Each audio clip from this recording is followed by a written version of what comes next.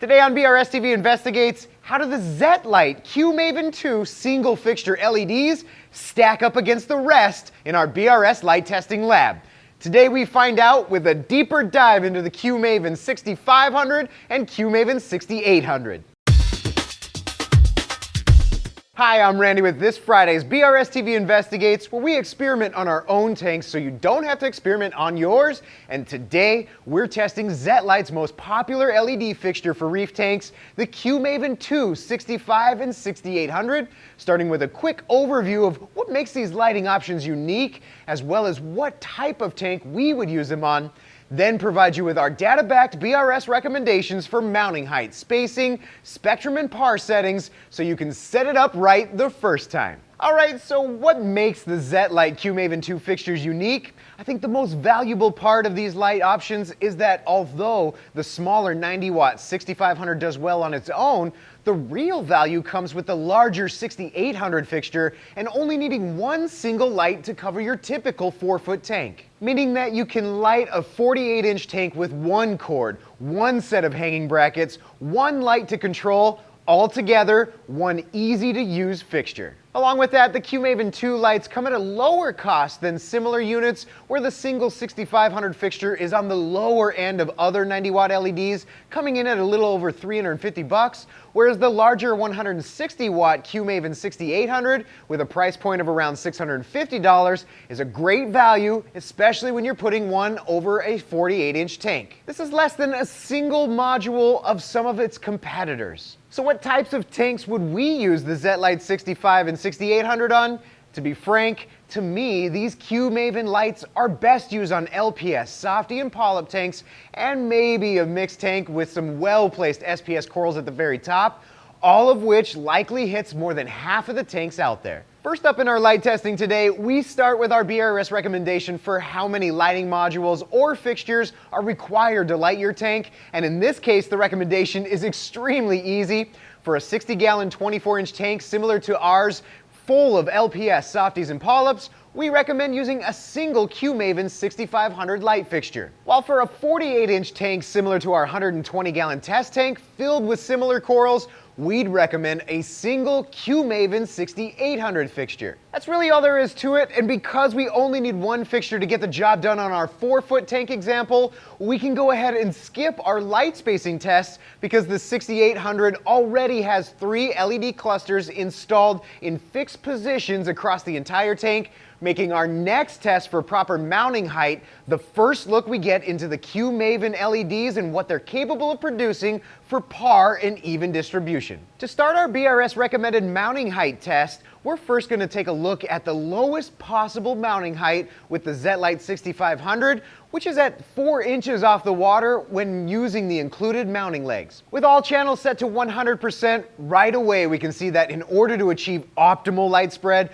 we're going to need to raise this fixture substantially higher in order to improve the center hotspot of 1026 par in the middle and achieve more evenly distributed coverage to increase the par from the outer edges up from 37. We raise the light up to a mounting height of 8 inches off the water surface, where we start to see significant improvements from the 1026 par in the center, now down to 594, but still a pretty low outer ring of just 65 par, giving us more room to improve. Jumping up to 12 inches above the water, we're now seeing much better performance with a center coming in at 365 and now 91 in the outer ring, with only 11% of the light spill outside of the tank, edging us closer to our goal, but not quite there yet. Finally, at 15 inches off the water, we hit our BRS recommended mounting height with only 15% of light lost over our 4-inch mounting height, with a more improved center from 1026 to 253 and now 37 up to 120 par on the edges, for now a more even spread across the entire tank. I will say that it's not uncommon for reefers at home to utilize the included mounting legs out of sheer convenience. However, if we look at how the pros light their tanks and coral propagation farms, it's very common to see mounting heights upwards of 12, 18, or even 24 inches or more. So in this case, you can now see the difference between what's easy and what's ideal. To verify our BRS recommended mounting height results on our 4-foot tank using the larger QMaven 6800, we recreated the same test, starting with the fixture mounted at 5 inches off the water, where we see a center average of 651 and an outer ring at 102 par. But when we verify our 15-inch mounting height, we've now improved the spread across the entire tank to a center of 314 and an outer ring of 156. So the BRS recommended mounting height for both QMaven 6500 and 6800 is 15 inches off the top of the water. Our test for color and spectrum of the Zetlight QMaven II is next, where we create our own BRS recommended spectrum settings and compare that to a common gold standard ATI T5 Blue Plus spectrum. Then we look at the light's lens design and how well it blends all of the individual LEDs together for both coral health and to get an idea of the visual appeal of the shimmer. Up first, we compare our BRS recommended spectrum settings against the ATI T5 Blue Plus bulb. In order to create our custom settings, we maximize the available UV, violet, and blue channels by setting them to 100%, then add in some available white channels until it makes the tank look more appealing to our eye. Then we add in any red and green channels sparingly, which means for the 4 controllable channels for the QMaven lands us on the BRS recommended spectrum ratio of 100% for blue and violet channel, 100% for the royal blue and deep blue channel,